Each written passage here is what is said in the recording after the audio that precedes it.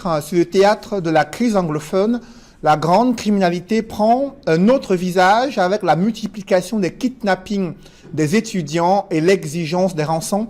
Après 5 jours de captivité, 17 étudiants de l'université de Bamenda ont été libérés.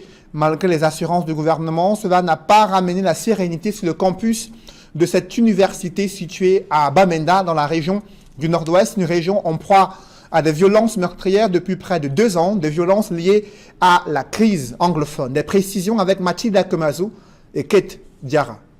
Sur un campus d'université à Bamenda, des étudiants effrayés qui prennent la fuite avec en fond sonore des coups de feu tirés par des assaillants invisibles.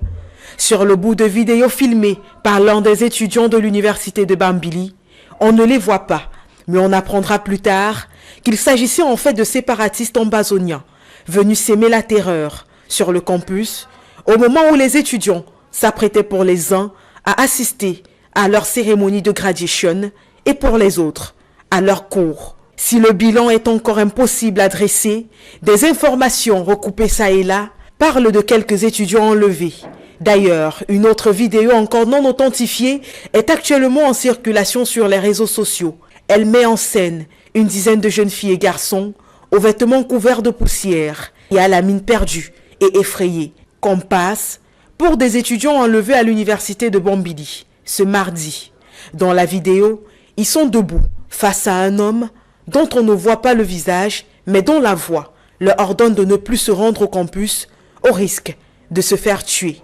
Il leur promet de leur rendre la liberté après la diffusion de la vidéo afin qu'ils passent le message à leurs camarades.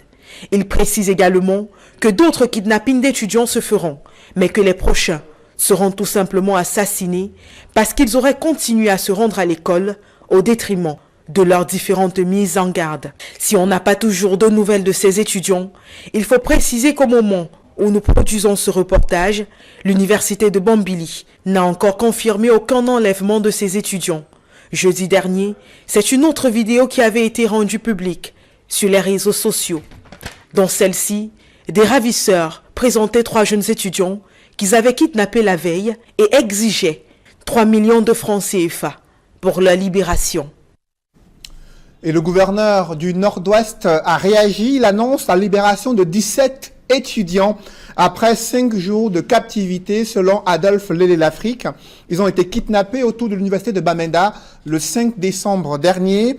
Il fait savoir que les ravisseurs sont un gang de criminels qui sont spécialisés dans l'exigence des rançons et l'enlèvement des étudiants. Dans un communiqué, le gouverneur du Nord-Ouest indique que les étudiants ont été libérés grâce à une opération coordonnée par les autorités camerounaises, les forces de l'ordre et la collaboration des parents des enfants kidnappés.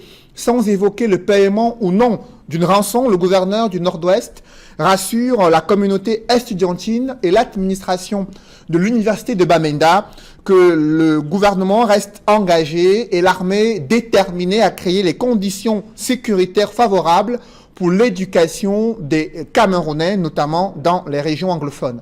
Pourtant, ces assurances n'ont pas empêché la multiplication des attaques contre le secteur de l'éducation dans le chaudron de la crise anglophone depuis 2016. Ce sont des attaques ciblées vers les universités, les écoles, établissements scolaires. On voit tout cela